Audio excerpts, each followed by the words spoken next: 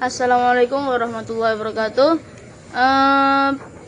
Yang terhormat Abi Hanif dan Umida selaku pengasuh pondok pesantren Super Kamlar Abi Hanifida. Yang saya cintai, guru-guru saya, keluarga saya, dan saya sendiri. Perkenalkan, nama saya Muhammad Daniel Al-Fikri dari kelas 7 MTS Al-Quran Abi Hanifida. Pada malam hari ini saya akan mempresentasikan misalnya berjudul akikah. Nah, akikah menurut bahasa Arab berarti rambut yang tumbuh di kepala bayi. Nah, menurut istilah Islam yaitu menyembelih binatang ternak berkenaan dengan kelahiran anak atau dan bukti rasa syukur kita kepada Allah SWT dengan syarat-syarat tertentu. Menurut sunnah Rasulullah SAW, kelahiran anak laki-laki disembelihkan 2 ekor kambing, sedangkan anak perempuan disembelih 1 buah kambing, 1 ekor kambing. Nah, hukum akikah. Akikah menurut sebagian besar ulama hukumnya sunnah bagi orang tua yang melahirkan anaknya. Ada hadis meriwayatkan tiap-tiap anak itu tergadai dengan akikahnya yang disembelih pada hari ke-7, dicukur rambutnya dan diberi nama. Jenis dan syarat binatang yang sah untuk akikah tidak berbeda dengan syarat sah binatang untuk berkurban, yaitu binatang yang cukup umur dan tidak cacat. Jumlah binatang kurban yang cukup 1 ekor dalam angka ditentukan oleh anak laki-laki sebanyak 2 ekor, sedangkan untuk anak perempuan 1 ekor. Waktu pelaksanaan akikah. Akikah adalah penyembelihan binatang berkenaan dengan kelahiran anak yang dicairkan dilaksanakan pada hari ke-7. Seperti dijelaskan dalam hadis, tiap-tiap anak tergadai dengan akikahnya disembelih baginya pada hari ke-7, dicukur rambutnya dan diberi nama. Nah, apabila pada hari ke-7 terlewatkan, akikah tidak dapat dilaksanakan pada hari-hari lain selama anak belum balik.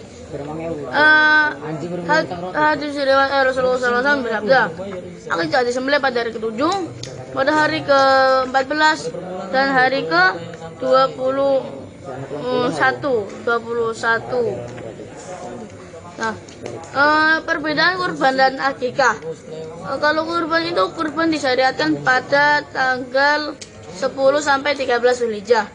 Tapi kalau akikah disyariatkan berkenaan dengan kelahiran anak. Kurban disyariatkan untuk dilaksanakan setiap tahun. Tetapi akikah disyariatkan 1 kali seumur hidup. Nah, binatang cukup 1 ekor. Kalau kurban itu binatang cukup 1 ekor. Tapi kalau akikah jumlah binatang kambing atau domba ditentukan bahwa untuk anak laki-laki 2 ekor, sedangkan untuk anak perempuan 1 ekor. Kalau kurban seekor sapi boleh untuk 7 orang, tetapi kalau akikah binatang selain kambing jumlahnya 1 ekor untuk 1 orang anak. Kalau kurban daging itu lebih utama dibagikan sebelum memasak. Tapi kalau akikah daging diberikan setelah dimasak. Pada hakikatnya belajar adalah perubahan sikap. Seseorang dikatakan berhasil dalam belajar apabila ia telah mengalami perubahan sikap. Perubahan sikap dimaksud adalah perubahan menuju pada yang lebih baik.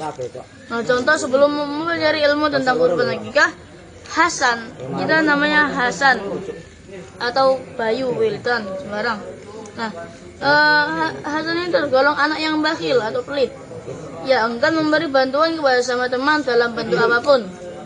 Setelah mendapatkan pelajaran tentang kurban akikah, Hasan harus mampu meninggalkan kebiasaan bakhil dan mengubah sikapnya menjadi orang yang dermawan atau orang yang suka memberi kepada orang lain.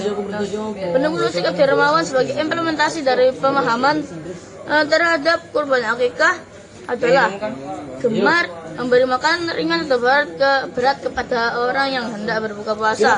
Seperti contoh, kalau makanan ringan itu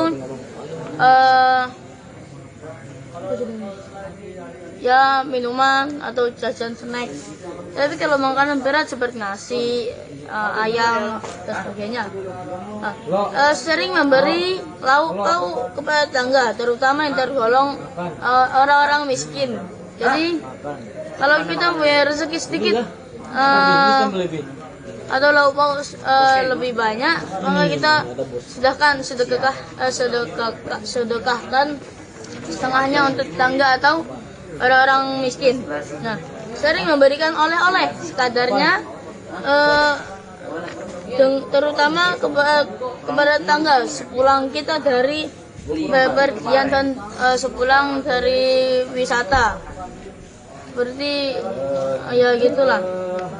Gemar mengajak teman untuk sekedar minum atau makan makanan ringan saat istirahat atau saat istirahat bagi siswa sekolah, seperti membelanjakan dan traktir. Nah, bahasa kita traktir. Nah, memberi hasil panen buah atau apapun yang kita panen, maupun yang lain saat kita memetiknya. Jadi kalau kita sudah panen, kita harus memberikan kepada saudara-saudara kita, orang-orang kita, dan terlebih lagi untuk golongan miskin. Nah, sekian dari saya. Kurang lebihnya minta maaf. Kalau tahu hidayah. Wassalamualaikum warahmatullahi wabarakatuh.